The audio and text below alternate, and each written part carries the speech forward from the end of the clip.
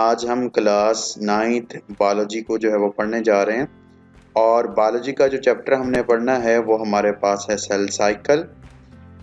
सबसे पहले इसका इंट्रोडक्शन देखेंगे हम लोग। सेल साइकिल के इंट्रोडक्शन के अंदर हमारे पास सबसे पहले एक डेफिनेशन, तो हम देखते हैं कि हमारे पास सेल साइकिल क्या है। सेल साइकिल हमारे पास एक सीरीज ऑफ चेंजेस हैं उस वक्त से जब सेल पैदा होता है और वहाँ तक ये चेंजेस आती रहती हैं जब तक न्यू सेल जो है वो पैदा नहीं हो जाता।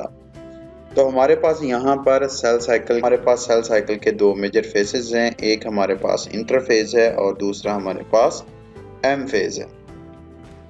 हमारे पास जो इंटरफेज है ये सेल साइकिल का बहुत बड़ा फेज है। ज्यादातर जो लाइफ है सेल अपनी वो इंटरफेज के अंदर ही उसको जो है वो स्पेंड आउट करता है। और जो दूसरा हमारा फेज है वो माइटोटिक फेज है जिसको एम फेज भी कहते हैं। ये जो है वो रिलेटिवली निस्बतन छोटा फेज होता है as compare to interphase.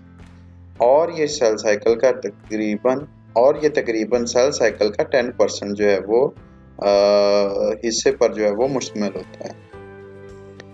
Interphase के अंदर सेल जो है वो अपने आप को तैयार करता है। किस मकसद के लिए? अपनी डिवीजन के लिए जो है ये अपने आप को तैयार करता है।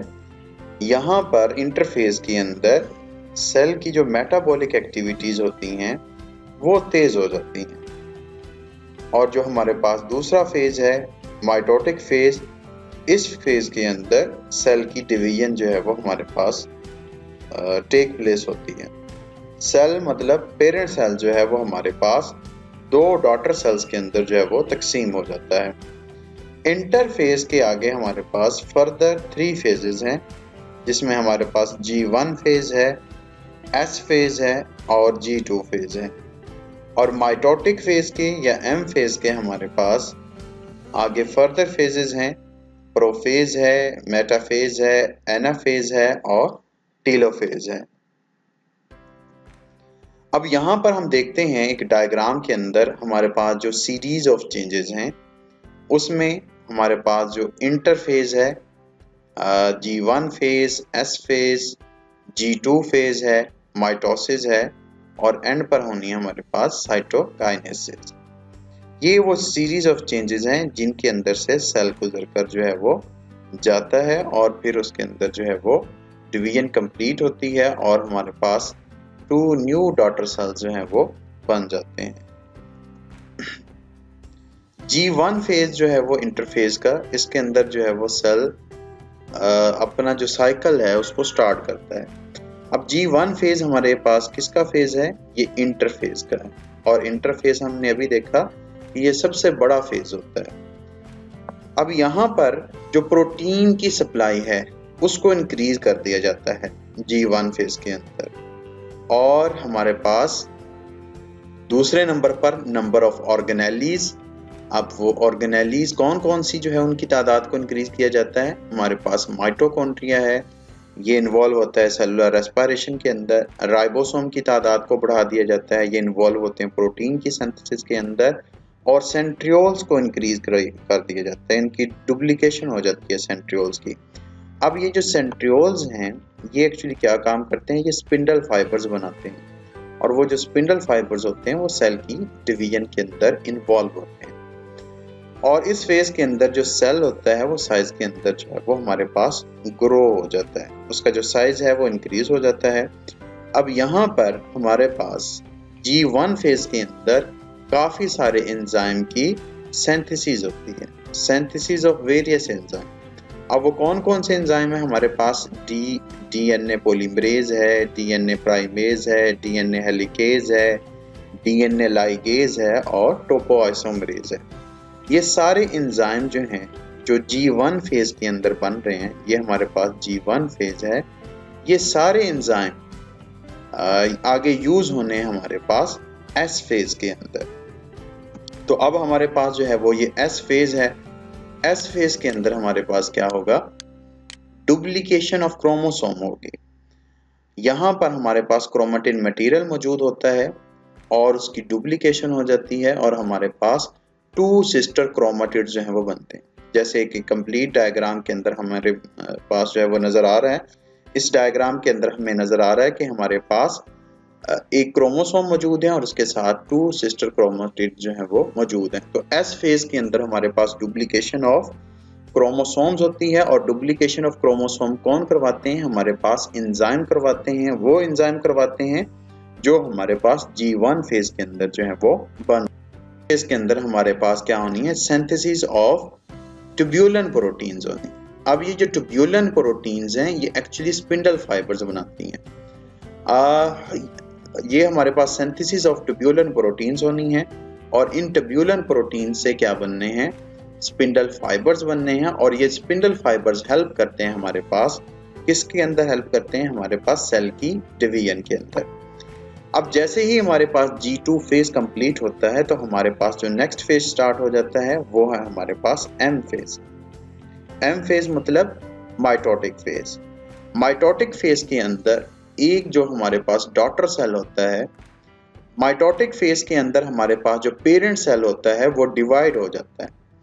जो हमारे पास पेरेंट सेल होता है वो डिवाइड हो जाता है, तकसीम हो जाता है किसके अंदर? हमारे पास 2 डॉटर सेल्स के अंदर जो है वो डिवाइड हो जाता है। तो M फेज हमारे पास इज द कैरेक्टरिस्टिक्स, और M फेज हमारे पास actually is a division of parent cell into 2 daughter cells. Next हमारे पास ऐसा फेज है, अगर हमारे पास G1 फेज से सेल जो है वो एंटर हो जाए G0 फेज के अंदर, तो वो सेल डिवाइड होना बंद हो जाता है। अब ये सेल डिवाइड होना जो बंद हो जाता है ये आर्जी तौर पर भी होता है, टेम्परेरी तौर पर भी होता है, या फिर परमानेंटली भी जो है वो होता है। तो हमारे पास यहाँ पर कुछ एग्जाम्पल्स हैं, जिन एग्जाम्पल से हम देखेंगे कि कौन से सेल जो है वो टेम्परेरी तौर पर जो है वो इस फेज के अंदर एंटर होते हैं, और या फिर कौन से सेल्स ऐसे हैं जो परमानेंटली जो है इस फेज के अंदर जो है वो एंटर हो जाते हैं। तो हमारे पास जो इस फेज के अंदर इनडेफिनेट पीरियड तक रहते हैं वो हमारे पास हैं न्यूरॉन सेल्स, जो हमारे नर्वस सिस्टम जो है वो बनाते हैं। और वो सेल जो इस फेज के अंदर सेमी परमानेंटली एंटर होते हैं वो हमारे पास हैं लीवर के और किडनी के जो है वो हमारे पास सेल्स जो है वो मौजूद हैं। और वो ऐसे सेल्स जो इस फेज के अंदर एंटर ही नहीं होते वो हमारे पास एपिथेलियल सेल्स हैं। और ये एपिथेलियल सेल्स हमारी स्किन सेल्स को भी हम जो एपिथेलियल सेल्स हैं इनको स्किन सेल्स भी कहते हैं, और ये कभी भी G0 फेज के अंदर एंटर नहीं होते और पूरी लाइफ जो है वो तकसीम होते रहते हैं। जी स्टूडेंट, हमने सेल साइकिल के 2 मेजर फेजेस देखे थे।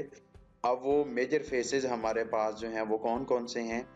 एक था हमारे पास इंटरफेज, जिसके अंदर G1 फेज आ रहा था, S फेज आ रहा था और G2 फेज आ रहा था। और हमारे पास जो है वो दूसरा जो फेज था वो हमारे पास जो है वो माइटोसिस फेज था। तो हम देखते हैं कि G1 फेजेस के अंदर जो है वो हमारे पास कैसे चेंजेस आती हैं और क्या क्या चेंजेस आती हैं। तो G1 फेज के अंदर अब देखते हैं हम कि हमारे पास जो है वो क्या चेंजेस आती हैं। सेल की ऑर्गेनेलीज हैं वो इंक्रीज हो जाती हैं। तो ये देखें हमारे पास जो सेल की ऑर्गेनेलीज हैं जैसे कि माइटोकॉन्ड्रिया है, सेंट्रियोल है, ये क्या कर रही हैं? नंबर्स के अंदर जो है वो इंक्रीज हो रही हैं। और इसके अलावा हमारे पास हमने देखा था कि हमारे पास एंजाइम बन जाते हैं, बहुत सारे एंजाइम बनते हैं जो यूज होते हैं for the duplication of chromosome. अब डुप्लीकेशन ऑफ क्रोमोसोम किस फेज के अंदर होनी है? वो हमारे पास एस फेज के अंदर आनी है। अब उस एस फेज को हम देखते हैं कि एस फेज के अंदर कैसे जो है वो हमारे पास डुप्लीकेशन ऑफ क्रोमोसोम होनी है।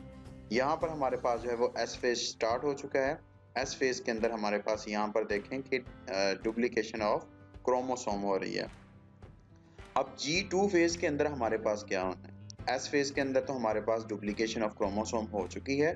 हमारे पास G2 फेज के अंदर प्रोटीन को बनाया जाना है। अब ये जो प्रोटीन है ये कौन सी प्रोटीन होंगी? ये हमारे पास ट्यूबुलिन प्रोटीन होंगी। अब ये जो ट्यूबुलिन प्रोटीन होंगी ये किस मकसद के लिए इस्तेमाल होंगी? ये हमारे पास स्पिंडल फाइबर्स को बनाने के लिए जो है वो इस्तेमाल होंगे।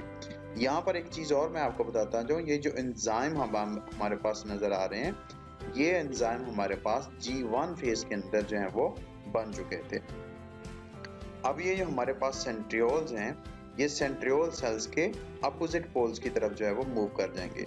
जैसे ये हमारे पास ये सेंट्रियोल्स मौजूद हैं एक सेंट्रियोल इधर मौजूद है, एक सेंट्रियोल जो है वो यहाँ पर मौजूद है, और इन सेंट्रियोल्स ने अपने अंदर से स्पिंडल फाइबर्स को निकालना है बाय ज्वाइनिंग ट्यूबुलन प्रोटीन्स, और वो स्पिंडल फाइबर्स हेल्प करेंगे आगे माइटोसिस के अंदर, मींस के सेल की डिवीजन के अंदर जो है वो हेल्प करेंगे।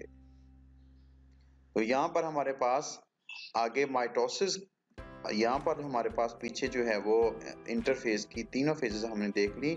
G1 फेज, S फेज को भी देख लिया हमने, और हमने G2 फेज को देख लिया।